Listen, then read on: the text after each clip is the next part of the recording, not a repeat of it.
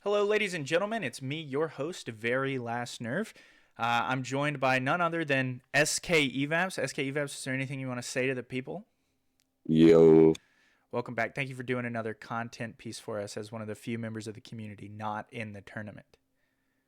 yippee. Um, t- Today we're going to be doing power rankings, which is our here's are the players that we've seen, regardless of their team, how we think they performed, putting them in order by their role, and then a bit of analysis on the team. On each of these tier lists, you're going to see three different lists: Evaps, mine, and then one labeled math. The one that is math, we won't really talk about. It's there for you to see. But those power rankings are derived from Geeky's formula, which takes your KDA, PV, and then like difficulty of schedule, compares them all together to generate the best player by role. Okay. I mean, I don't see any further ado to wait, so we can jump right in with top lane. And Evaps, if you want to go ahead as a literal Aatrox below me, uh, No, no. give give me your insight into your top lane tier list. It's pretty shocking. I won't lie. I was mostly just thinking about like how I think they're gonna perform as well as how they have been performing. So I have like in this tier list, I have like a couple of tiers. I have like the top tier, most the Sprinkler and Zoot have been performing really well, so I just have them all both up there. Then there's like the next tier, which I think are just good players, good solid players like Peter Grief and Xenix. I think that Og has also been performing pretty well. He also has climbed a lot in rank since the beginning of the tourney. Yeah. Geisicle has been performing really, really well this tourney, so I have to give him some props there. So I gave him sixth. Unfortunately, Top Tower and Vowels are both eliminated, but I think they both performed pretty well while they were in the tourney. Fighter and Gargoomba. I kind of feel bad for putting Guard this low, but the only games I saw of him, he didn't like go crazy. They did definitely do a decent bit. Pico Fighter, I mean, he's performed like adequately. I don't think he's been performing much better than his expectation. Okay. Yeah, I don't necessarily think I disagree with you about Tico Fighter. I'll run through mine real quick, just to kind of highlight. I actually think Gar has played out of his mind. You've heard me say it on Running the Gauntlet. When we get to spectate their games, he has had some losing series, but I actually think that he has been ridiculously slept on as a top laner. Got some really critical wins against some very good top laners, like just outright victories. And I think he's one of those players that I think if Summon Admin doesn't have him and Riddy on the Rift, like they just perma lose. Uh, and Yeah, then and then Drysicle, I'm actually really surprised at how low you have him. I think he is the best PV to performance top laner in the whole tournament, and is just kind of a freak in the games. Did you get to see the AWB this series, Glue Factory versus AWB? yeah, he had that crazy play. Yeah. No, no, no, no. He was the Darius this week. I think Oh yeah, yeah. Just absolutely neutralized Promech, was just abusing that champion and has been very, very abusive in the top lane beyond that. Like, and he's, not afraid to play bruisers in a meta where every good top laner plays tanks. You know what I mean? yeah. I do think Gotta respect that. I like that we both have top tower into vowels on drastically different places. Uh, but I do want to give credit to two eliminated teams. I think this is top tower's best season by far. I think he has absolutely smothered the competition. Any win Leg has gotten, he has went crazy. In 90% of the losses they had, he went crazy. Uh, I think he was just effectively team gapped. And I don't Yeah, think, or go ahead if you have. I think Top Tower had by far his best turn. He really hasn't been performing in many of these, but this is like he really performed to his level. Kind of Yeah. unfortunate that he got drafted onto that team. Yeah. I think it's like, it is night and day different. No offense, Top Tower, if you watch this. We are glazing you at the end of the day. This isn't meant to be insulting content, I guess, if we're saying, man, you've never been this good before. I do think that it is unfortunate Vowels got eliminated as well. Pretty much everything applies to him. I think his team got stronger towards the back end, but just another top laner that, despite losing lanes, like when he has Gilly in the game and stuff like that, Vowels always found a way to be winning in his lanes. And I don't know. I think that's kind of the hallmark of someone who's a really good Yeah, player. he got really gaffed by just things that were unlucky with his team. Yeah. I definitely think he's worth the pickup for any future pool. And then you have Peter Griefer, who I'm going to say this. I think Peter Griefer is kind of the boundary in this tournament for what makes a good top laner. Um, I think there's a world where he could beat Vowels in the ones, maybe. I think it's probably a coin flip of those. But then, like, anyone directly above him, like, so top tower, Drycycle Gar, he would just lose to. Um, but aside from that, I think he crushes most of this top lane pool. He is kind of ridiculous, even though he is a tank abuser. And I think he can do some pretty solid comeback plays. Uh, I have to give him credit because I think I make fun of him too much, like personally. But like as an actual player, I think he's really, really good. Um, and then you have Zeotal, who is a phenomenal set player. Love seeing the set clips. Also, like unquestionably makes his team stronger. Wizards of Wahoo without him is probably like bottom 4 team in the whole tournament.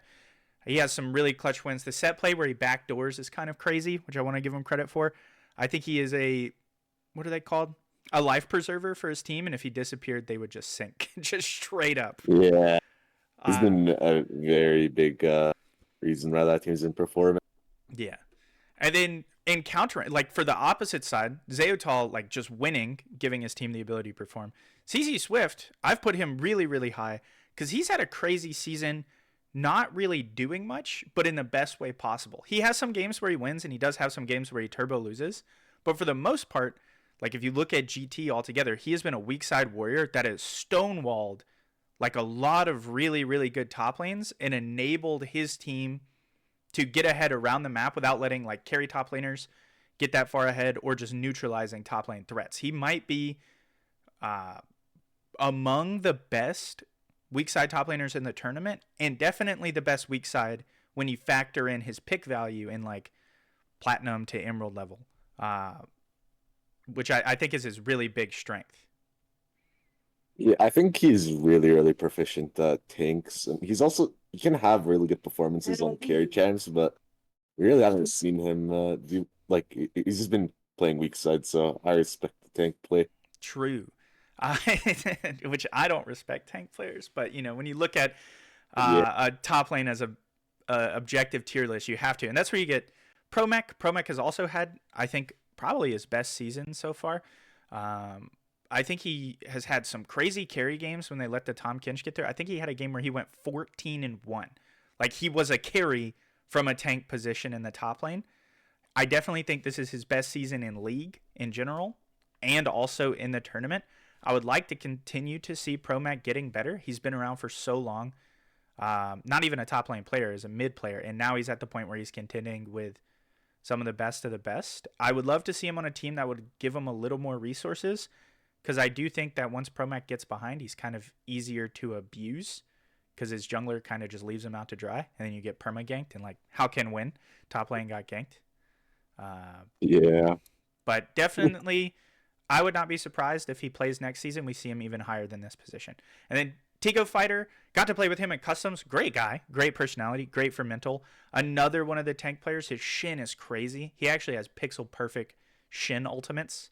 Uh, that in the Customs game at least, and then when you watch back his games, give him the ability to just actually completely alter the game state, whether or not he's winning or losing top lane. And he's abused that really well this whole season. And then last for me is Sprinkler. For those of you who don't know who Sprinkler is, it's Evaps is number 1. It's my number 10. I don't think he's gotten a game in yet for his team. He was the replacement for Owen. Owen dropped out of the tournament, former Grandmaster top laner. Sprinkler replaces him, lower peak as a GM top laner, but is currently GM. So please make sure to check him out. I think he can do some crazy things. I've seen him play in other tournaments. I've also seen him be stonewalled in other tournaments by like, Ornn Malphite. But I definitely think he's going to be a menace on the Rift for Lacuna Matata. So much so that I want to go ahead and predict him to be up here. Evap's already predicted him to be number 1. I don't think there's any like crazy good top laners in the tourney besides him, like in terms of rank. So I think he'll just rank gap everybody really. Hold on. Yeah, Evap's looking at top lane as probably our previous league's best top laner. that I would say is like actually here. How do you feel about the top lane pool this season? Like, do you feel like it's stronger? I feel like it's like it has stronger like weak players, but there's no really crazy top laners where like they're way above everybody else. I still think there's like every most of the top laners have been performing really well, but no one's been like exceptional. Okay, so you think if you were in this tournament, you'd be like rank 1, you think is what you're saying? No. I think I'd be like top three though. Okay, okay. A little bit of ego from Evaps as we now move on to the jungle PR. And I'm actually very excited to hear your explanation. 'Cause I have some questions about your list. I won't lie.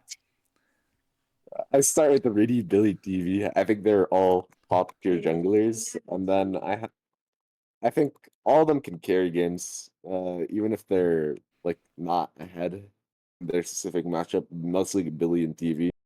They'll have games where they're behind the enemy, but still be like more impactful. Yeah, The second like tier I have is like the the pretty good tier. Like they'll carry games. They're not as impactful as Rudy Billy TV. That's Xiaolong, Gray, Piper, Dragon, Osha. I think they're all capable of carrying, but I think they're a little bit worse than top three. And then I have the bottom tier. I have I Fear Nobody, Seagull, and Wolf Wolf. that's I think crazy. I think Seagull and Wolf Wolf have had a very good seasons. Wolf Wolf's Ivern has been actually kind of crazy. Make sure to ban that if you're playing into him. But yeah, I also think Seagull's had a very good season, especially on his mid lane whenever he doesn't get top lane. He's Yeah. been very good. Okay, because Sig. And then Yeah, go ahead. I think Fear, he played fine. The issue is that he also is on that team, the leg team have that Anywhere didn't enough of have great. yeah Yeah, performance. yeah. I do have to. My quick question: this Seagull Slayer 7 is, which I misspelled. I'm realizing only in this moment, is my biggest question for you, because I think he has spent more. I think he's played 6 series, which openly to everyone, just so it's known, uh, we only counted people in their role if they played at least 5 games, and naturally we're not removed from the tournament for some reason. But Seagull Slayer barely makes it in. He's played 6 jungle games. I think he has spent more games outside of jungle this season than he has inside of it. Yeah. He's also been playing very well jungle. It just he's been playing a little bit better elsewhere. Uh, Also his hacker is still very scary. Even if you're like a high elo player, he can do some stuff. Yeah, I've seen him play against TV before on the hacker, and he's been able to actually perform into him. I'm actually excited to see a season where Seagull actually just plays Hecarim instead of just absolutely inting away on anything else. I'm playing Renekton and Solo Q, Yeah, Aurora. Yeah, yeah, GG. That guy's never getting out of the platinum allegations. He'll forever get to play spoiler in jungle, I yeah. guess. GG. Okay, well, I have. You're gonna notice I'm missing a big player in my top 3 for jungle. That we'll get to in a minute. But I do want to say, and it's not just because he's on my team. I think TV is probably the best PV to performance jungler in the whole tournament. Technically, Billy is better than him, but now that we have seen Billy play and got to know him, his PV will definitely change in the next tournaments. So factoring in what I know is happening, TV at 10 points gives you a jungler that can compete against the higher end, like Billy or even Riddy. I think he can compete competently, and I think it's even possible for him to take games off of him in the right team environment without having to give up. You know, Riddy is like I think a 2 or a 3 point pick. So that's 7 points in your budget for a jungler that can be just as good if you need him to be. I don't want to glaze him too hard because I don't want him to get his really big head moments. The ego that TV has only grows. Yeah.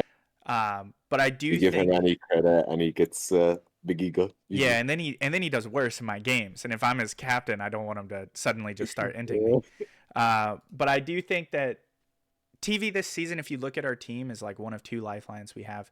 When he plays really well, like we can all follow him and crush behind him. And a lot of the times he's losing, it's not even his fault. Like, how can jungle play with 3 losing lanes in some of these games? Uh, I, Yeah. I definitely think there are avenues for him to get better. I don't think he's the best player in the world, but I can't deny that I genuinely believe he is the best jungler PV to performance in the whole tournament. And flip side, you have Billy, who is probably the best performing jungler, period. No additional statements after that. I would argue he is 50%, if not more, of Nova Chrysalis's fighting power altogether, completely by himself. Not to say that team is a slouch, but Billy is just doing crazy things. We also, unfortunately, let his Jarvan through one game, and I got to see Billy at 100% power playing his Yeah. preferred champions just cook me. That guy is ridiculously good at the game, and his team plays around him very, very well. And from what I've been told in a few streams I've watched, he plays with his team very, very well, giving them good directions and kind of, I don't know, being a leader in that way. Very good comp player, yeah. Yeah. I think KTN is my biggest surprise. Looking at the jungle list that we had, I could not deny that I felt like KTN, also known as 6'1" Jack, also known as Vampiric One, has had a great season and is probably the only reason Subtly Inting has any wins at all. Like if you actually look at their games where they're winning, he's dropping crazy KDA stat lines, and game where he's gone, they're just losing. And there's I do think he loses to some of these junglers that I have below him, just a few of them. But it's like when you factor in his PV and then you factor in how much he matters to his team, you can't help but feel like he is performing at a level higher for the team. And sure, maybe in solo queue or something, like Xiaolong or Akatsuki might just absolutely blow him out of the water in solo queue. When you look at it in the comp environment, he is everything Subtly Inting was asking for. And when he's online, he's absolutely destroying people. And he's been very, very abusive with a wide range of picks. He's played the Darius, he's played the Jax, he's played Rengar.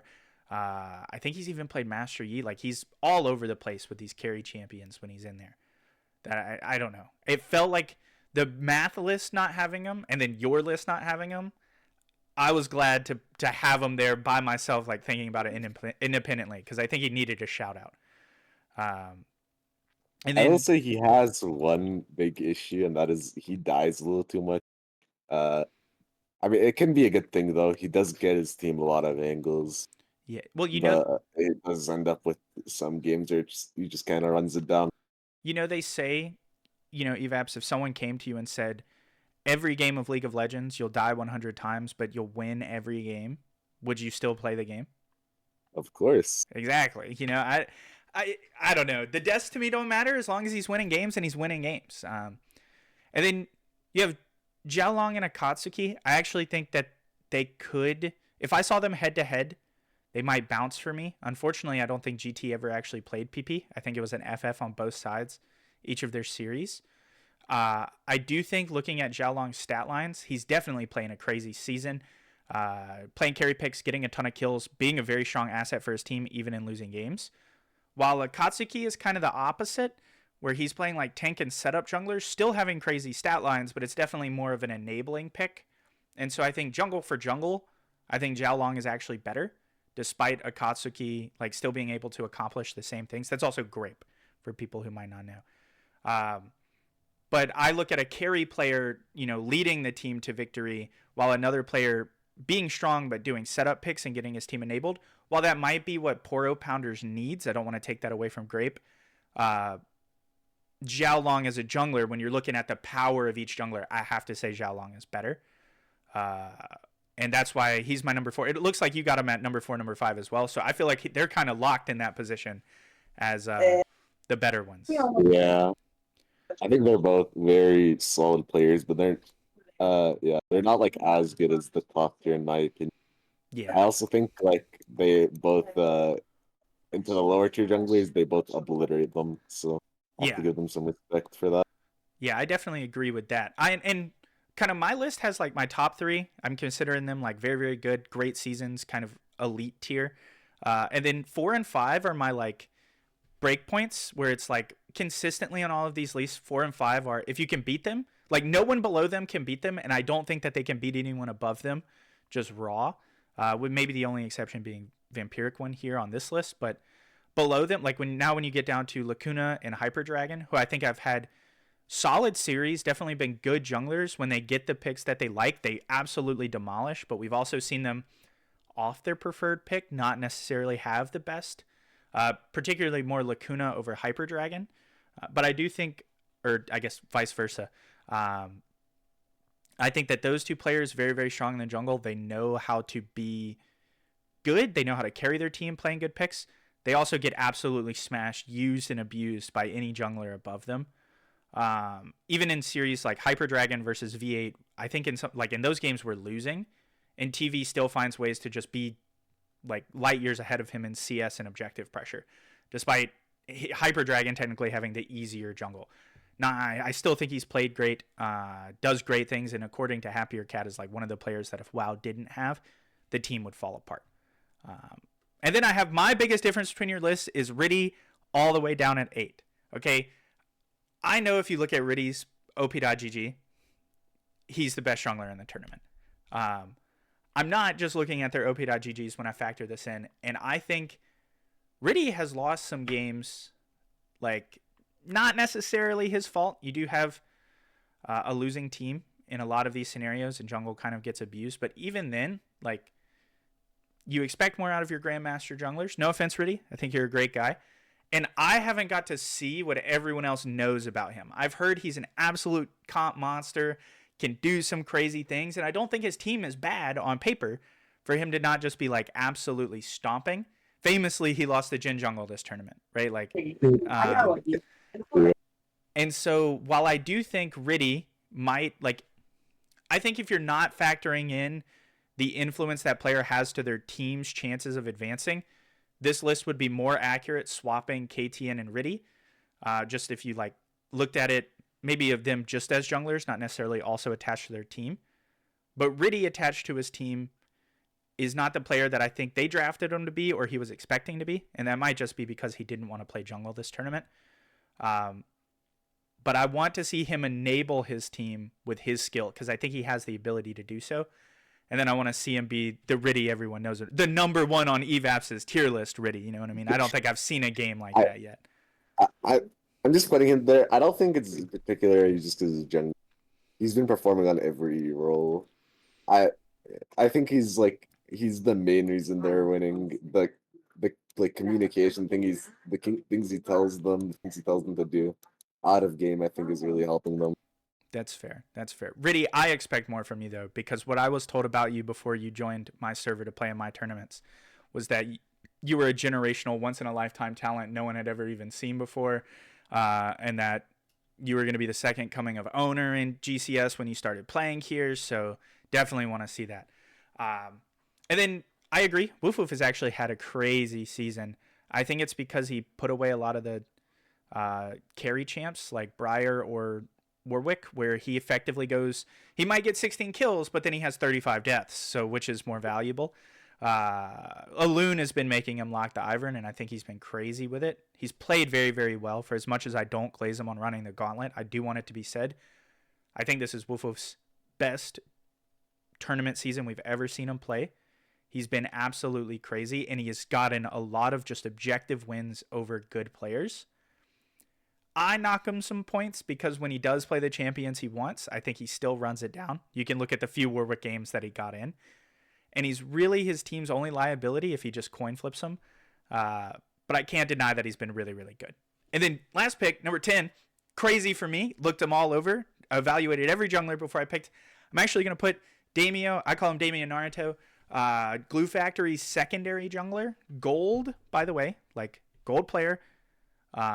Has played phenomenally in the games that he has played, even in situations where he doesn't just have 3 winning lanes, which Glue Factory often gives him. But I think because in my tier list there is an element of PV to performance, he has snuck some wins off of really, really good junglers that I was very surprised to see, and also has won like via objectives in some of these games. It's not just they won the game. He had jungle presence, set up some very good ganks, and he's been a good enabler for particularly the bot lane of Glue Factory without ever getting to play him, without anyone ever expecting him to be able to do that. The Wukong has been very, very strong, both because the champ is and because he knows how to play it. The Amumu, some people call it a dog jungler, but he's played it well to be exactly what his team needed him to be. And I think in that series, him versus, I think the secondary jungler for Glue Factory is Gamer Destroyer. Gamer Destroyer definitely would be better. I think as they go into playoffs, you'll see him played more often. But I don't think they take too much of a hit putting in Damian on these picks and telling him to enable the rest of the team.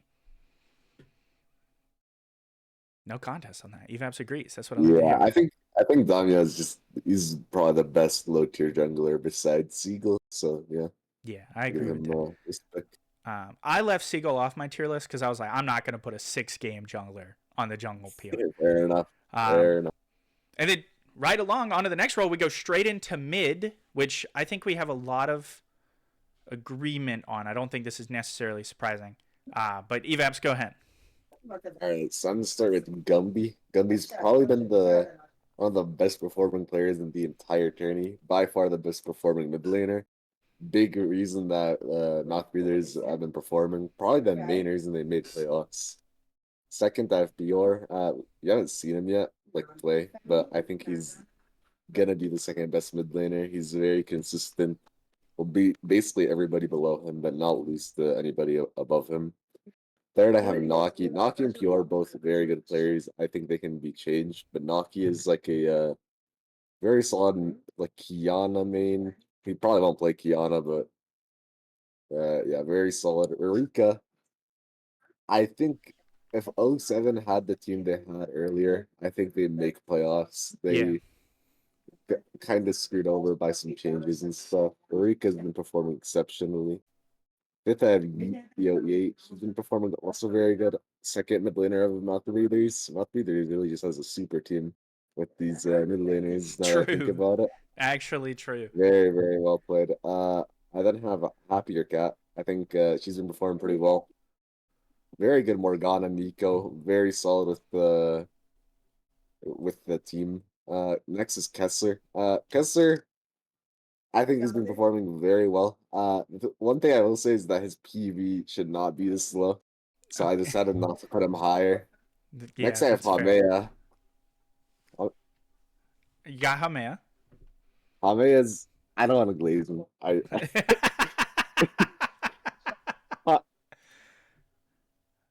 You don't have to glaze him if you don't want to, Evaps. uh, We can just move on for him. very good calm jungler or mid laner. Next, I have Matthew. Matthew's very performing very very well. This is what I expected from him. Really did not have this performance in solo queue. If he performed like this in solo queue, he would definitely not been picked this low. But Yeah, yeah, I think he was the best low point player in the entire tourney. he did win the award for that, so I think the community agrees Yeah, as well. yeah. I also have Bubbles here. Bubbles, very good communicator in your guys' games. Yeah, And performing pretty exceptional. I don't think he's like done that well gameplay wise, but like the things he brings to the team really, really helps. yeah, I 100% agree there. If I could extend my list one more, Bubbles would be my number 11. But he didn't make my list, so I can't glaze him, unfortunately. Um, so Gumby Power kicks off my list as well. I mean, he's a challenger mid laner, and he's definitely performed it. He gets 2 or 3 bans thrown at him every game, still performs, and if you don't trip ban him, takes over the whole series. Gumby, if you're listening, absolute freak on the Rift. I definitely think Mouth Breathers owes a lot of their victory to you, which is kind of the nature, even with you balanced out by Iron. I don't have Pior on my list, just to check in, because he's only played, I think, 2 mid games because he was subbed in so late due to a player dropping out that I'm not going to evaluate him. There's a chance maybe he breaks in top 3 here, but I would argue Gumby Power, Naki, Kessler, top 3 mids in the whole tournament. Naki has had a crazy season. Like, we have never seen Naki perform like this ever before, despite being here. Crushing through some games with like perfect KDAs. I think he has a Jace game, which I didn't know him as a Jace player, where he's like 8-1-7 by the end of it. Against some good mid laners, he has definitely shown that I think anyone below him, he is not going to lose to. He might not necessarily win the game, but he's not going to lose to. And I want to see him against Gumby. Just straight up. I don't think Naki is at Gumby level, but I want to see Naki at this like 110%, just see what he can do. Definitely been a great season. I think Glue Factory owes so much to him, not only as a player, but also as a captain. He's definitely communicating in a lot of these games, going crazy. He's just, I don't know. Naki, you're doing great, man. And your streams are amazing. Love watching the looping Subway Surfers there every time. Kessler's season, same thing. I do think his PV needs to be adjusted. We took into account, just openly disclosure, that he quit League for like half a year or almost a year. And when he came back, he was still in Emerald. And then when he got drafted, he took it turbo serious, played like 100 games in a week, and got back to Masters. And he has played like a freak this season. He has some issues with laning specifically. He can definitely lose in lane. But the moment he gets to any of his champions, anyone he plays, to kind of that 2-item mark, he takes over team fights. Like, even if he's losing, even if he's far behind, like let's say he's 0-4 somehow. Once he gets to the 2 items, you would think he was 40-0 because he just plays so well that he has enabled his team, even in losses, to convert them to wins just from like his sheer playing ability, what he did in the fights. I hope Kessler continues to get better because I could argue that Kessler could be number 2. Again, I don't think they can beat Gumby, but Kessler's season has been undeniably good. First season, I think, in a tournament we've ever ran, despite him being around for so long. Rurika, same exact opinion. We have the same placements, pretty much bar for bar what Evaps said. Had MC for show not just blown up out of nowhere and 07 lost their starting jungler for no reason, I think Rurika, Vowels, and MC for show would have tore up the rift. Now, I don't even think it wouldn't have been just that they placed for end of playoffs. I think they could have been a team in contention to win it all. Very, very strong player. Did get stonewalled by VLN set mid, though. His Yone couldn't really play into me. I was kind of, maybe I should be up there. I mean, surely you saw that game, right? If it was me play against a Masters mid laner and just absolutely. Real stun all right there, true. Yeah. He only got up to, what, 5,000 gold? Well, his team was winning around the map. That's all I got to say, you know. Blue, I said this on Running the Gauntlet. I'm going to repeat this here. Crazy player. Might actually be an elo sitter. Has a lot of games in rank, though, already. But, man, Blue on any other team except Molly the dog would have been an all-star. You would see clips of him every game. Like, that team, unfortunately, was just weaker in comparison to the rest of the teams. They never really came together. But Blue played crazy in all of the series, got a lot of the picks that he wanted, even in games when he didn't, still dropped absolute bombs. The Talia games that he played uses the ultimate so effectively, despite being like in the Emerald range for a pick. He could definitely hold his own. I think he could not lose lane or even win lane against some of our higher diamond picks like Hamea and Happier Cat, which I've put lower than him kind of for that reason. I think Blue can take games off them. I think Hamea has even said it themselves. And so I would be very, very excited to see Blue play again. Because on a team that can enable him, I think he could crush, just absolutely smash through people. Great player. Loved. One of the main reasons I supported Molly the dog this whole season, even before their elimination, is him and J Rich have kind of played crazy. And I think that duo, or just absolutely amazing. I'm glazing them too hard. But watch their games back. Blue actually does crazy. Genuinely watch it, especially if you're a higher tier mid. Yates also had a really good season. I think a lot of that is because I think he's a good player. He's a Masters tier player. But he also gets Anivia so often because Gumby gets like permabanned in the mid lane champ. So he always gets what he wants effectively. I kind of have him lower, pricing in the fact that I would want to see him not be able to get his champion all the time. But I wouldn't be surprised if Yate was actually maybe in the 4 position or the 5 position, swapping out Blue or Rurika. He's a great player, great communicator, rallies the team a lot of times, like mental-wise, if MBR is ever in a problem state, and then can kind of just truck along from there. Even in his Anivia is kind of cracked. He has lost a few games on it, but I don't think they were ever his fault. He ended with bad KDAs, but played the games well. Just a solid mid laner. I actually thought about drafting him. I would think about drafting him again in future tournaments. And then Hamea Happier Cat I have Hamea over Happier Cat. I think either of them could swap each other. In the head-to-head, Hamea won, so I put Hamea up there. I don't know, man. I also kind of don't want to glaze Hamea. He's had a great season. He's been a great leader for his team. Um, I think that he is enabled in just the right way. He has found a jungler who will gank him in the first 5 minutes, and if you can do that for Hamea, he's really, really good. Otherwise, his mental dies. That's right, Hamea. I'm still bringing up your old shit. Despite that, absolutely crazy wins across the whole season. I think he'll continue to play very, very strong as we go into playoffs. And I think he's severely underrated. I think that's what gives him a lot of power over these higher tier mid laners. I don't think he can necessarily beat them straight up 1v1 if they met in solo queue. But in the matchups, they load in thinking Hamea isn't the carry. They look at Billy, they look at Gourmet Cookies kind of scaling in the bot lane, or they look at Bananas in the top. And Hamea kind of snakes in, pops a quick kill, and then your whole shebang's messed up.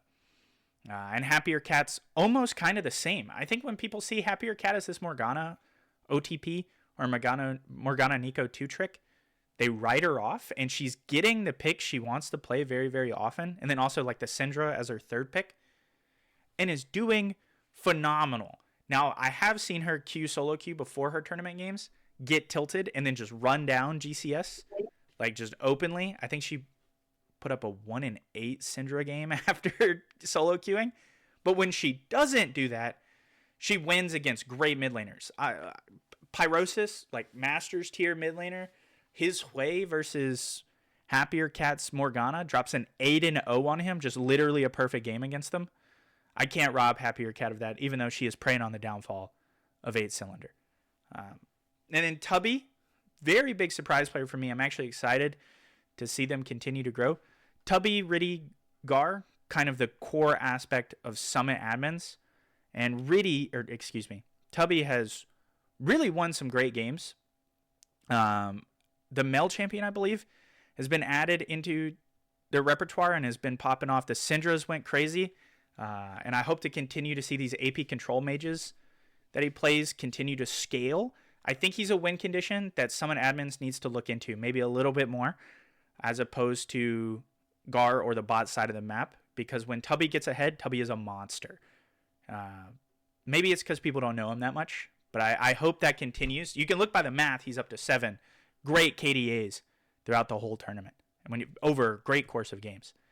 And then Matthew Darkle at the bottom, PV powerhouse winner, absolutely crazy. Famously, the Luton "we shouldn't ban a gold player" is a Kali moment, and then he solo kills Naki in lane, who is Naki is number 2. He's kind of a freak. I can confirm to you though, he is not an elo sitter. I've duo queued with him, and that guy is just awful. No offense, Matthew, in the queues. He has openly admitted that when it comes to queuing ranked, I'm better than him. And VLN is 39% win rate silver. But that last slot, PV powerhouse, crazy season. I hope Matthew continues to play. Great guy, great player. Right, now we go to my least favorite list, which is ADC, because I'm going to have to glaze a specific person I don't want to glaze. But Evaps can start it. Go ahead. All right, I'm gonna start different. Different has been performing very, very, very well. I think he's a main reason that that PEP have been winning. Him and Levi have really been popping off. Uh, I think without different, they're probably like not top 4 in their group. I think they have to start in lower bracket. The next person I have is Loon. Loon is just like a very solid player. He's been able to really make AWB a much, much better team. I think him and PR will be a very big threat in playoffs, and I think AWB will be a dark horse because of it. I think Ed Monta has had an incredible season. That guy smurfed with me last season, and he's smurfing again. Almost 100% of 2's win rate. So gotta give him props for that.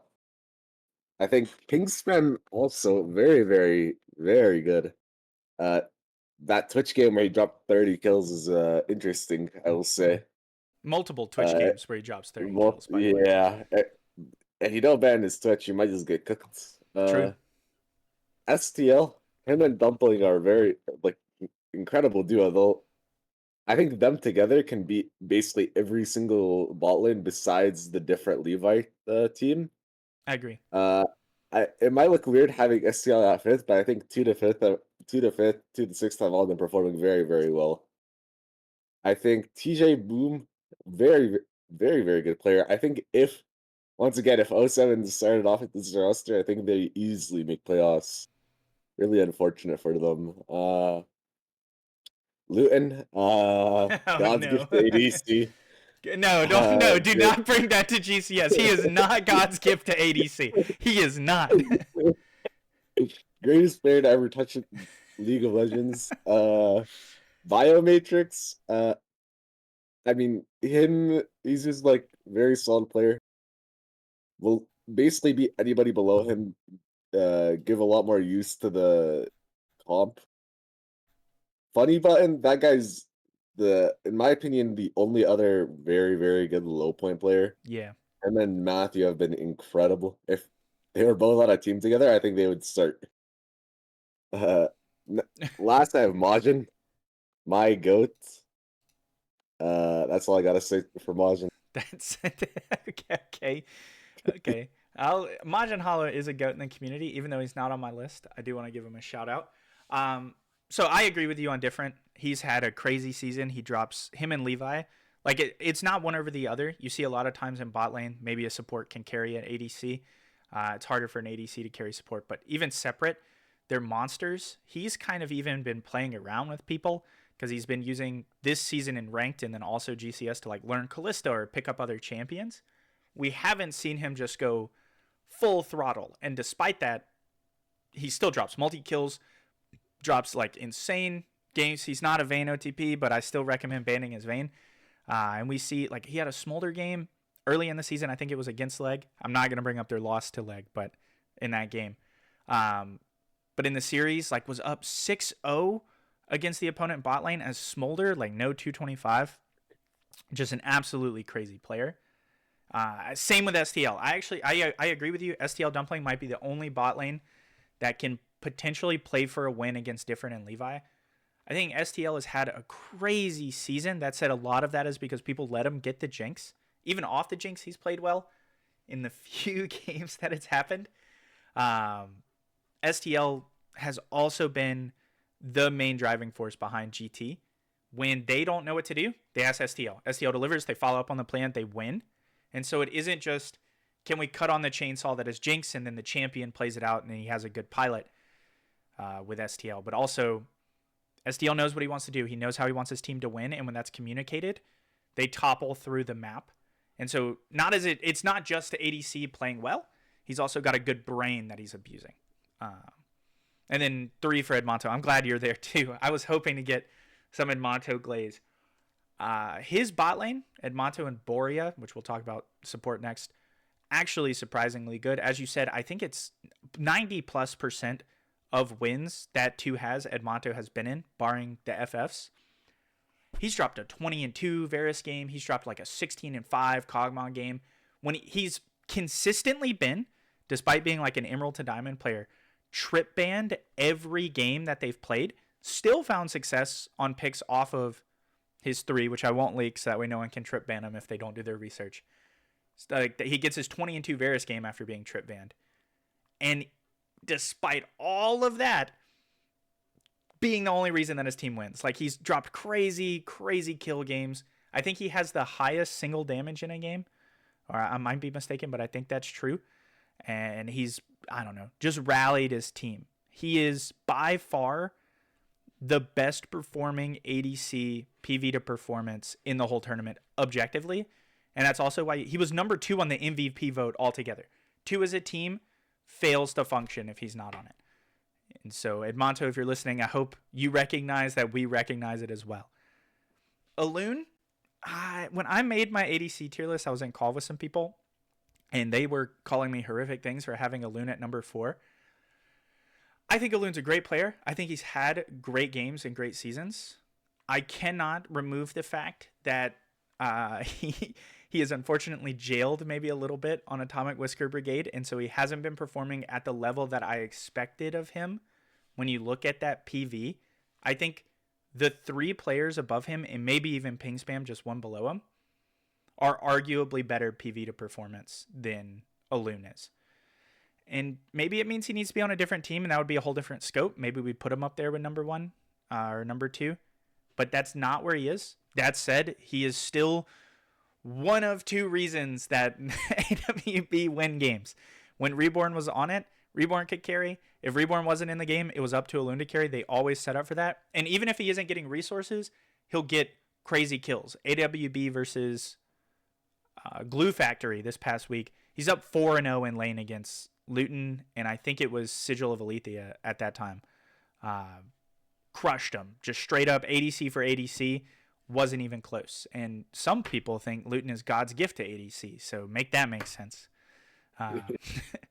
Ping spam, huge benefit to V8. Great player. Like, even in losing positions, that guy's ahead. Look at any game, or almost any game. I think there are maybe 2 that he had poor performances on over all of them that we've played. We've played him every game except the first week. Doesn't matter how hard V8 is losing, he is winning. He might not be ahead in gold than his ADC laner, but he has kills. He has gold, is competitive, even in losing game states. He's a great, great pick for any team looking for ADCs and like carry ADCs in future seasons. He also has a very good understanding of the game and what he wants and can communicate that to you. I think if you get practicing with him as a support, let's say you're like a silver level support and you play with ping spam to practice, I wouldn't be surprised if over one season you go from like silver to like emerald level, because he is very good at directing you. In games, he's very focused much more on winning, so he needs you to do what you need to do, but he's willing to work with you outside of it. I'm sad to see that you didn't put Funny Button over Luton. This was the one way I could get back at the fact that I have to glaze Luton, is putting Funny Button above him. Because Funny Button is like great low or high PV player, in contention for the PV Powerhouse Award, I believe. Or maybe, I think he was like 1 over or 1 under. But undeniably, that team, some of these series that they've snuck out wins on, I've been like, well, Luton had to have been playing. And you look and it's Funny Button, and Funny Button plays the Caitlyn, drops a 6-4 game maybe, or 6-4 isn't that good. I meant to say 6-2, but don't worry about me. Very surprising throughout the whole season, and that he never gave that up. And then you have Luton, and Luton's just good at the game. He's a weak side, low or high agency ADC, and I think he plays very well. And I think people actually underestimate him. Maybe not in this community, but at large, and he can snake out wins. And I even wouldn't be surprised if there are games that Luton goes head to head with STL or different and can snake out a win in a game in lane. That's all I'm going to give him though. Boom should have been on 07 from the beginning. He came in, immediately started fragging. His MF is crazy. His Jinx is crazy. I think in our series, he plays in a Philios. Let me pull it up. Yeah. Philios drops nukes on us, 6-5, even though our bot lane was like the strongest iteration we could be. Got a lot of kills in lane. And then plays a 5-1 Jinx on us, just gets the reset, wins the whole game. Definitely a lifeline they needed, and they played well because of it. J Rich, captain of MDFC, I mentioned him when we talked about mid lane. Definitely rallied his team. Definitely played well this season. Objectively, his Zeri dropped many games that were 7, 8, or 9 KDA averages at the end of the game. Should not be written off just because Molly the dog was eliminated. That player is a threat and can contend with a lot of the higher tier ADCs, bar for bar as ADC. I think support definitely affects his chances against the ones above him. But anyone below him, I think he could demolish straight up. And Biomatrix, he's going to be mad at me that he's number 10. I think he's had a great season. I think he's played very, very well. I think he has a lot of surprising wins, great multi-kills, everything you've heard us say about the people above him. I can't shake the feeling, though, that his support has a lot to do that. And I think that unlike every ADC above him, if you take away a good support and give him a bad support, he will lose a lot of the pressure that he currently has. With it, still playing great, definitely worthy of being in this number 10 spot.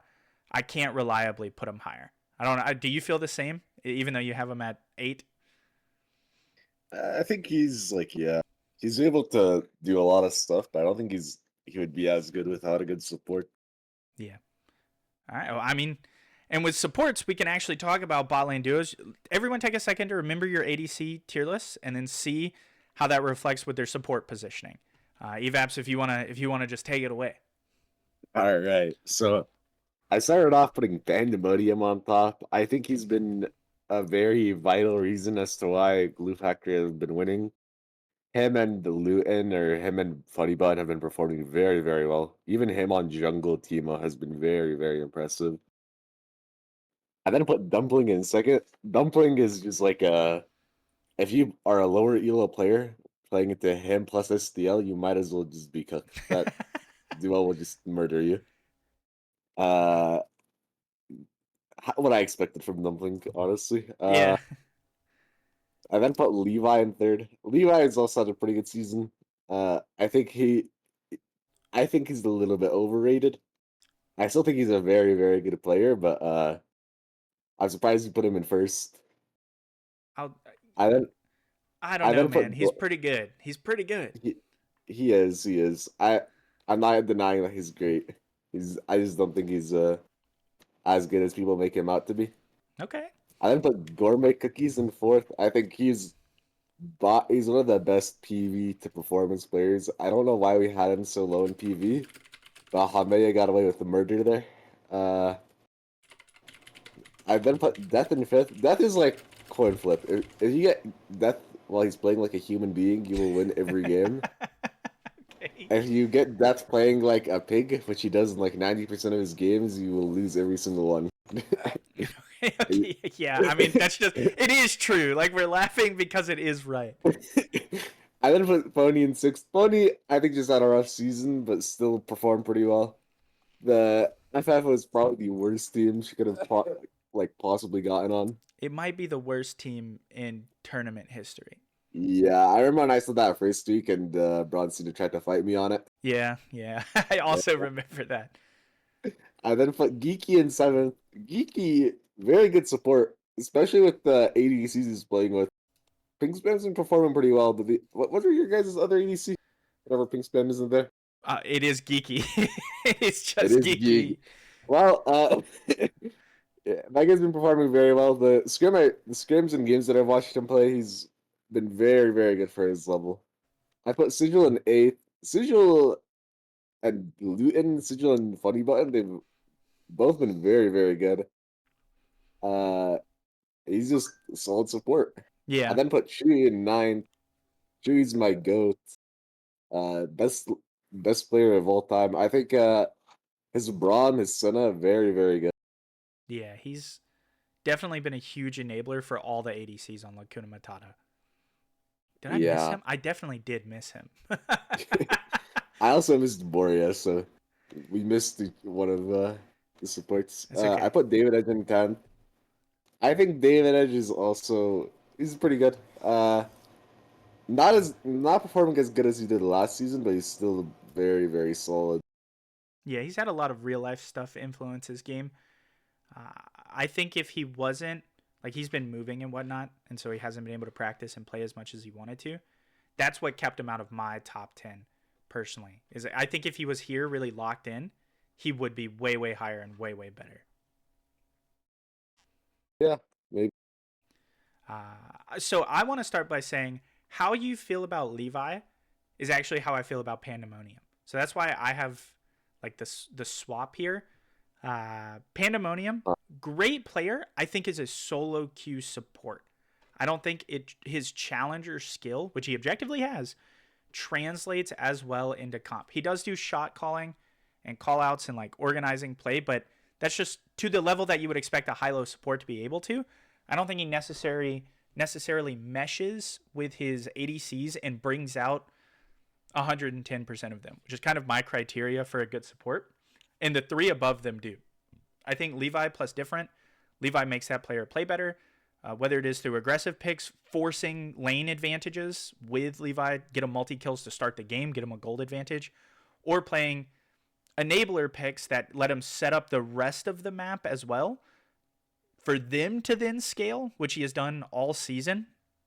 The pick I think of the most is his Rumble for that first scenario where he just burns through all bot lanes, kind of just flat skill checks them and wins. And Levi walks out of lane 5-0, 6-0, takes over the whole map. And I think when it comes to specifically that criteria of making your team 110%, maybe 120%, Levi tops that chart. And I think Dumpling tries to do the same. I think it's more so ADC focused for him. His Milio Lulu this season have specifically been picked to enable STL, and they do. He's had crazy game-saving ultimates, especially the Hugify or Wild Growth, whatever Lulu ult is, has been used to great effectiveness. His understanding and awareness in team fights, paired with Kessler, if you remember what I was saying about team fights with Kessler, has made that player unstoppable. I think pound for pound, Dumpling contends direct with Levi, despite the huge elo discrepancy between them. And he's on what I think is probably the best team he could ever be on. He's having the best season. He had a 38 and 39 KDA weekend where he has so many assists and so few deaths that the numbers are just insane. Yeah, if you look at math, he's number one because of that. And then Pandemonium already spoke on, lower down, because I think he is more of a solo queue support, and we've seen him almost as many games jungle as we have support. Still a great player, still wins. Would want to see him focus more on being a comp style support. And then Boria, he is definitively, of all the other lists, the metric of, I think he loses to the players above him with the team that he has, or even just as a support. Absolutely obliterate, hands down, objectively better than everyone below him. He paired up with Edmato. We attributed so much success to Edmato. I also want to give it to Boria. He has dropped multiple games with 20 plus, 30 plus assists when Edmato's crazy. Solo protected that player to give him the chance to scale into the late games. Cannot separate two from Edmato. You also can't separate it from Boria. Strong player. Your statements on Death align perfectly with why I have him at 6th. I think he actively agitates his team, which causes them to coin flip. Aside from that, he is just a good support. When 2 beat V8 last time, we looked at him to get some ideas on what our support should be taking away from the game. Like seeing what he did in the series against us became an example for us. And so if we're doing that, I can't say that he's bad. Geeky, smash hit. I think he's 2nd in PV Powerhouse Award. So everyone knows he's crazy. He's having his best season of League of Legends in ranked. I think he's close to hitting Emerald. Actively taking notes, getting better, practicing even by himself. Hands down, if you're looking for a good support and you need to pick a high PV player or low PV if we swap, Geeky number 1, best PV to performance support in the whole tournament. June's up there because if you go to GCSleague.com, go to AWB and click on June. She'll have maybe, don't count the jungle game, all her support games. She'll have maybe 3 bad ones. Every other game, 27 assists, like 14 assists, but the game's like 18 minutes. Crazy stat line. June, this is your best season. As painful as it for me to give you that accommodation, playing with a great ADC and enabling Elune exactly how they need to, I think June has a lot of room to grow, but is still doing way better. I see you popping up a little bit. Yeah, go ahead. I will say that I was debating putting June in 10th over David Edge, just because David Edge has been having a poor season, but I decided against definitely very, very strong low point player. She has come a long way from Bananas Go Wolf is the easiest way to say it. The second worst team in my tournament history. Hey, listen. We didn't get dead last in our group, though. True. I can't deny you that. I would love to see that team reunite and play Freaky Floppas. It would be a great series, I think. Pony's here because I just know Pony is really, really good. She's had games where she's solo carried as support, literally building like full AP Lulu and winning the game. We don't get to see her perform all that great, but that's literally not her fault. She did everything she could. Hashtag free Pony. And then number 10, of course, is Melanor, probably single-handedly the best support in the whole tournament. Like, it's just, like, I put her down here at 10 to be humble because it would just be unfair for anyone to be, like, guaranteed that number 1 spot. Just hands down good. We don't even got to talk about it. Evaps, let's talk about your team PR as we look at the top 12 teams in finals, all of your playoff teams, which I suspect that this means you believe Nova Chrysalis is going to win the whole thing? Yeah, I think the top 3, top 4, they're like the big favorites. Nova Chrysalis, I think, just has the most consistent team. They don't have any quad players or at least that's on that. I think if they just keep forming how they have performed, I think they win it all. I also have Poro Partners. They're just solid. The one issue that I have, well, I'm not going to win it all, they can't play their best roster again. They are majority of their games. They have to on their lower players. Yeah. Lower elo players will perform really good, but I think they're going to lose games. But I put the factor into there. I think they're also very likely to win it. I think that their low points or high points are performing really, really well. Their low points have also performed really, really well. I think it's everybody's just performing well on that too. Yeah. GT, it's just ball lane centric. Noah also has been playing really well at the AX. Best top laner by math. Best top laner by math. That I think that's a little bit BS, but like he's been performing very, very well compared to his PV. I think if in this team specifically, and this team in poor opponents, he would do very, very well. I also think the next tier I have is like the dark horses. I think 5 through 8 can win it, but I don't think they are going to. Some admins, very solid team, very reliant on top side though, so that side didn't put them higher. I think Riddy Tubby Gar, they're a very, very solid combo upside, so I think they're gonna make it somewhat far. Okay. Next, I have AWB. I have a hope that Wolf will perform with this team, because if he performs with Dior with a Loon, I think they'll make it very, very far. I think they are the only team below the top four that I think can actually win. But it does rely on Wolf not playing like a pig. Yeah, and Uh, that's a coin flip on any given day. yeah. I also have Lacuna Matata here. I think they are very reliant on Sprinkler, and if he's able to perform, I think they will make it very, very far. But who knows what happens? Yeah. V8, It's gonna hurt me. best team in the tournament. Yes. Uh, Yes. I think their TV bubbles have been performing really well.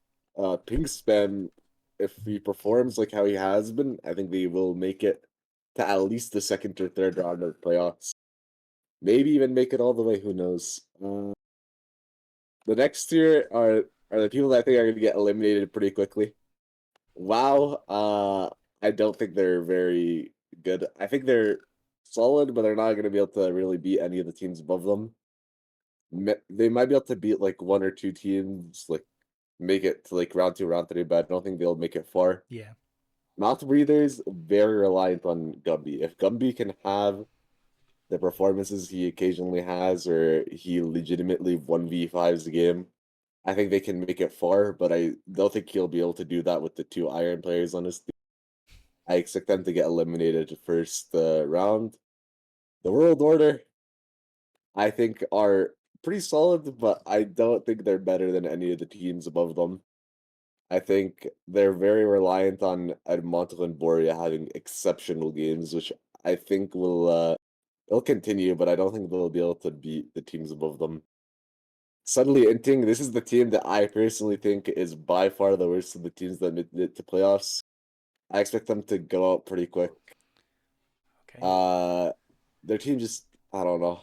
I think 07 would have probably made it above them had they not been cooked by scheduling and team members quitting and stuff. Yeah, I get that. I support you, but if you look at my PR, I actually have to put them way higher, because I am a wait. Hold on, I messed up somewhere in here because I don't even have them.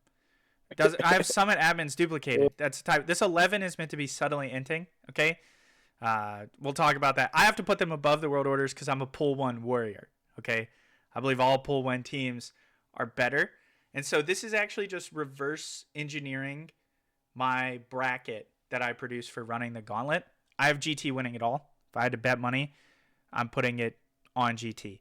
Nova Chrysalis is the team that I have against them in finals. I think there's a chance that they can win. Don't really think it's going to happen. I think I have them put it 3-1. But if that's, who I have in finals, it has to be number 2. 8-cylinder, that's me. I'm repping my boys all the way through. I think there's a chance. I think we're a dark horse.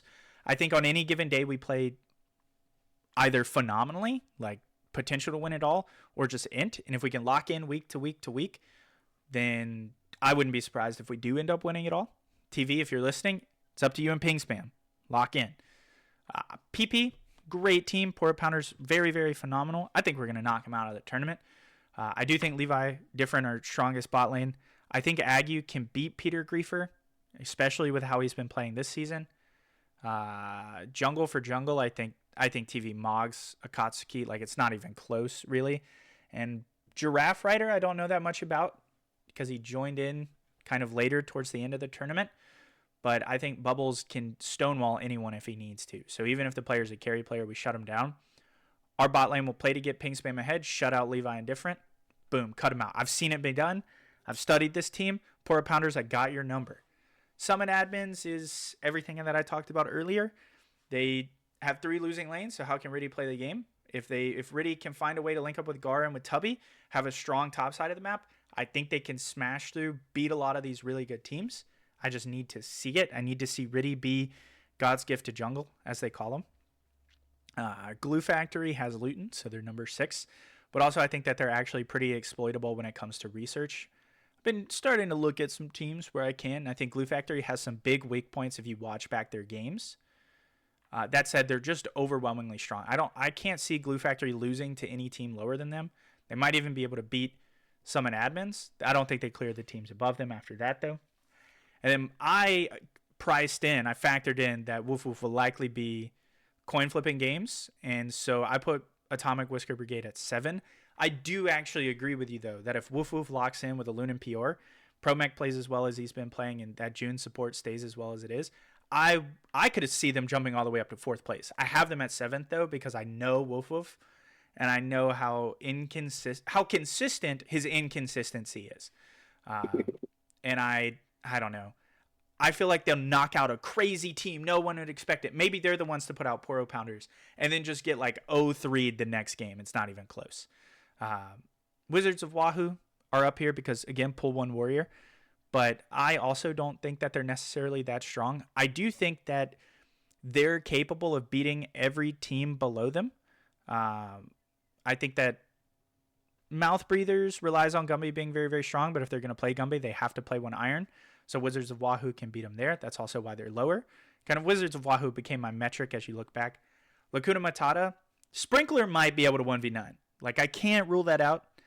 I don't think it's going to happen, though. And because of that, I have them really, really low. I think they would lose to Wizards of Wahoo. So this is kind of how I arrive at this matchup. That second Summon Admins 11 is meant to be subtly inting. I do think they kind of lucked up into finals. I won't lie. Schedule gap for 07. Otherwise, if they just went bar for bar, team for team, every match that they would have played, I think 07 would have qualified over them. Best roster v best roster. But unfortunately, that's the nature of force play rules and scheduling. And then World Orders. Even though I think Edmonto is a chainsaw this whole series, cutting through opponents left and right, I don't think it'll be enough. I do think that Pool 2 was weaker by a large margin than Pool 1. And so Edmonto being able to get these multi-kills and carry the game is kind of conclusive to that. And I don't think against a Pool 1 opponent, he'll be able to do the same thing. I think our weakest qualifying team, Summon Admins, could beat the World Orders in the bracket. And that's my official prediction. Like, this is based purely off that bracket. Evaps, anything you want to say about our PR so far? We might have cooked up. Some people might be mad. Don't take it personally. Yep. Just win. Please don't. If you think we're wrong, simply do better. I feel like that's the best possible appreciation. Again, I want to say thank you, Evaps, for joining us. I really do appreciate you being willing to do content with us throughout the whole season. Yeah. And good luck on the Rift, gamers, because tomorrow we start playoffs. This is your TO VLN signing out.